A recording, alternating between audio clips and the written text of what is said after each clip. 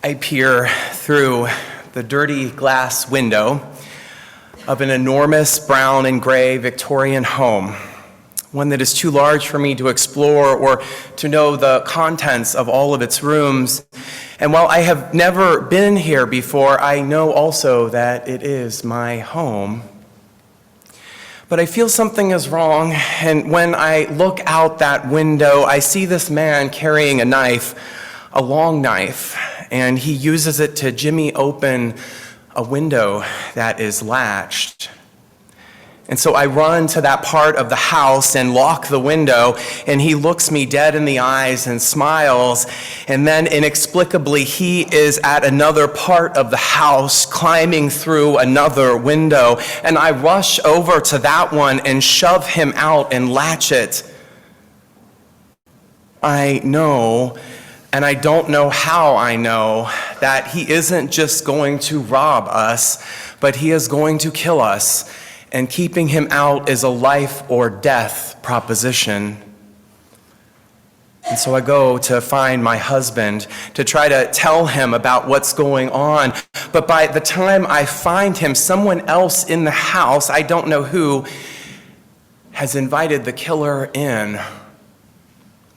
And in the living room, people are now milling around on the green and white carpet, all people that I know, and a whiff of sulfur stings my nose while they are eating these salty appetizers as the man with the knife blends into the crowd. And I try to warn them, but they seem unconcerned. Some are even being friendly to the man, like they want him there. And I start to wonder if I should just try to get used to it, to learn to live with this threat, even to try to befriend him, even though I know that he could strike and kill at any moment.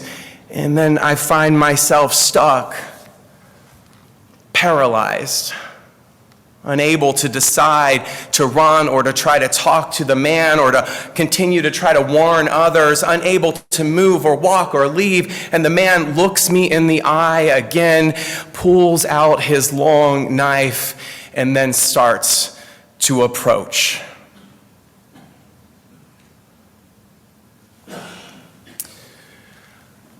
When Hitler came to power in 1933, the Berlin-based journalist Charlotte Beradt began to awaken night after night, bathed in perspiration, teeth clenched in terror. And on one of these nights, after dreaming of being hunted by stormtroopers, a new thought arrived. What if she wasn't the only one? What if the things showing up in her nightmares were also shared by others? And this startling thought set in motion the seeds of a research project. Beradt quietly began to query people about their dream life, documenting the nocturnal visions that people had of the regime. And this turned out to be no easy task. People were reluctant and sometimes afraid to confide their dreams. Beradt reports that half a dozen people dreamed that it was forbidden to dream, and yet did so anyway.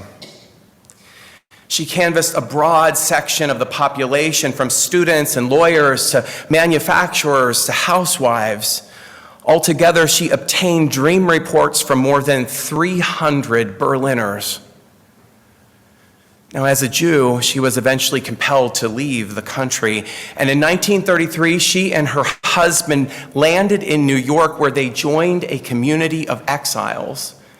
And in 1966, with the help of the philosopher Hannah Arendt, Beradt published a book-length study under the title Das Dritte Reich des Traums. It wasn't released in English until this month, and I couldn't wait to get my hands on it. Now, the epigraph of her book, which is translated into English as The Third Reich of Dreams, the epigraph is a quote from Robert Ley, the Nazi head of the German Labor Front. And he says this, he says that the only private individuals left in Germany are people sleeping. But the Third Reich of dreams shows that even dreams are not private, because under fascism, they're often infested with political symbolism and concerns. So I'm going to share some of these dreams because I think they're both haunting and revelatory. This is what one person says. At around 9 o'clock, after my workday was done and I was about to relax on the sofa with a book, the walls of my room, of my whole apartment, suddenly disappeared. I looked around in horror and saw that none of the apartments, as far as the eye could see, had any walls left. And I heard a loudspeaker blare, "Per wall abolition decree dated the 17th of this month." And then he woke up. Here is another. Goebbels came to my factory. He had all of the employees line up in 2 rows, left and right, and I had to stand between these rows and give the Nazi salute. It took me half an hour to get my arm raised millimeter by excruciating millimeter. Goebbels watched my efforts like a play without any sign of appreciation or displeasure. But when I finally had my arm up, he spoke 5 words: "I don't want your salute." He then turned around and walked out the door. So there I was in my factory among my own people, pilloried with my arm raised. And the only way I was able to physically keep standing there was by fixing my eyes on his clubfoot as he walked away. I stood that way until I woke up. And then, in another version of the same dream, he says, during the half-hour struggle to raise my arm, my spine broke. Here is a third. It was forbidden under penalty of death to write down anything to do with math. I took refuge in a bar. Never in my life had I been to such a place. Drunks were swaying on their feet and barmaids were half naked. The band was cacophonous and deafening. I took an extremely thin sheet of paper out of my bag and wrote down a couple of equations in invisible ink, deathly afraid. When asked what she thought of this dream, the teacher said only, "They're outlawing something it's impossible to outlaw."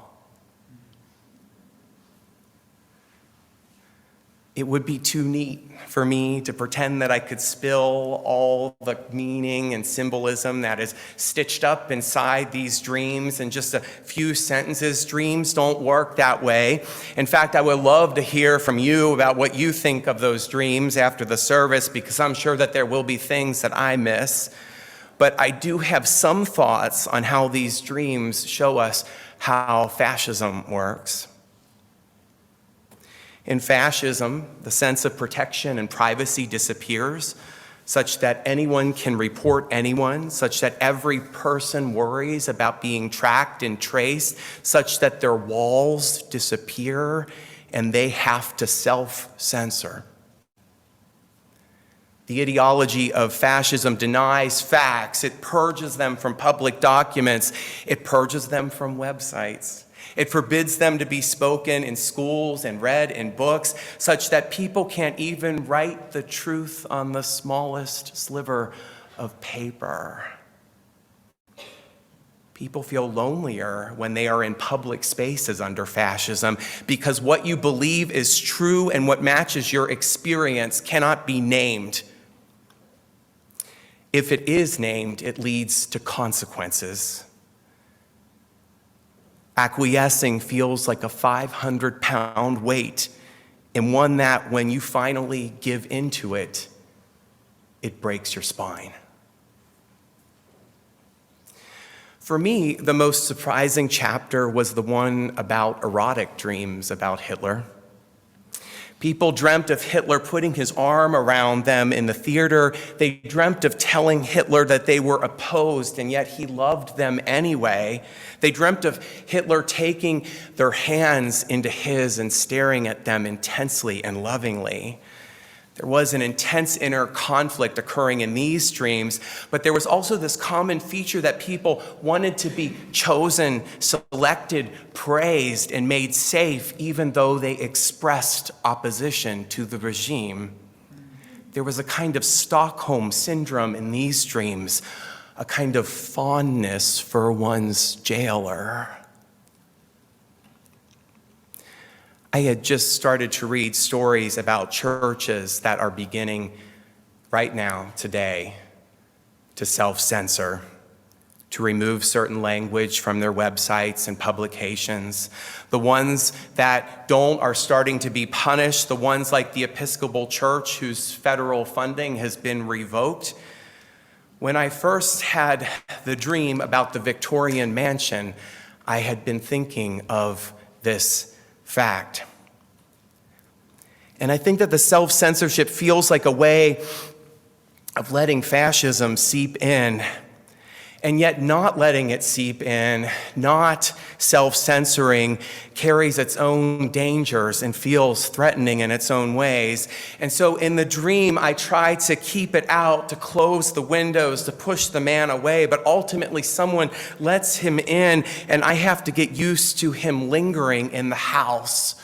I am acutely aware of the danger, but feel paralyzed about doing anything about it. Now, there is, of course, a school of thought that says that dreams are just the brain trying to process the garbage of the past day, and that they don't have any significant value. But my own view of dreams falls far away from that one. I appreciate the ancient indigenous Australian wisdom that says dreams are just as real and potent as our waking experience. And this quote captures it, I think. This quote from this piece of ancient indigenous wisdom from Australia. The dreaming is always, forever. It circles around and around. It never ends. It's always happening, and us mob, we're a part of it all of the time, everywhere, everyone too. We are always dreaming and living our dreams. In other words, dreams reflect what is going on in our world, and our world is shaped by the kinds of dreams that we have. And when we have nightmares, especially repetitive nightmares, we are laying the groundwork for that menacing reality to take root in our world. When our dreams take the shape of hope, we initiate the possibility of hope in our lives and in the world. I think of this as a kind of magic. As one person puts it, all magic is the putting into practice of this, that the subtle rules the dense. The subtle rules the dense. And so when we change our dreams, when we interact with our dreams, when we try to shift our nightmares, those subtle, delicate, nocturnal moments, we lay the groundwork for a different world to come into being. So what then is the medicine? How do we find a cure for our nightmares, both the personal ones that we might have about our lives and also the political ones that we might have about our world? I've developed a habit that when I wake from a bad dream, I write down the nightmare and then I change the ending. I change the ending. And when I do this repeatedly, I have noticed that the nightmare itself changes, and I start to dream the ending that I had hoped for. I sometimes even know in the dream that I am dreaming and that I have the power to change that ending if I choose. The ending that I have been working on, the ending of the dream about the Victorian house, is an ending where fascism gets disinvited from the party. The man with the knife lays down his weapon and walks out the door, and a sense of safety and goodness and wholeness takes root in my home. when it comes to our political nightmares, our worries and anxieties about how things will turn out in our world, wouldn't it be a powerful act to choose something different, to change the shape of the dream, to continue to write and rewrite a different future, one where we're not censored, but rather capable of turning in a new direction, one where we aren't timid and afraid to speak our experiences or name the truth or challenge power, but rather find a new capacity to shape what is to come, one where our power isn't diminished, but rather strengthened in trying times, one that looks less like a fascist nightmare and more like a utopian vision. I am writing my notes. I am making the first mark, writing the second, spilling my heart into the third, carving out a possibility that didn't exist. And I am doing this with this community that through action and word sees and dreams the potential of a narrative rather than the limits of our political life. It is medicine. It is magic. It is writing and rewriting. It's a dreaming. My spiritual companions, dream with me.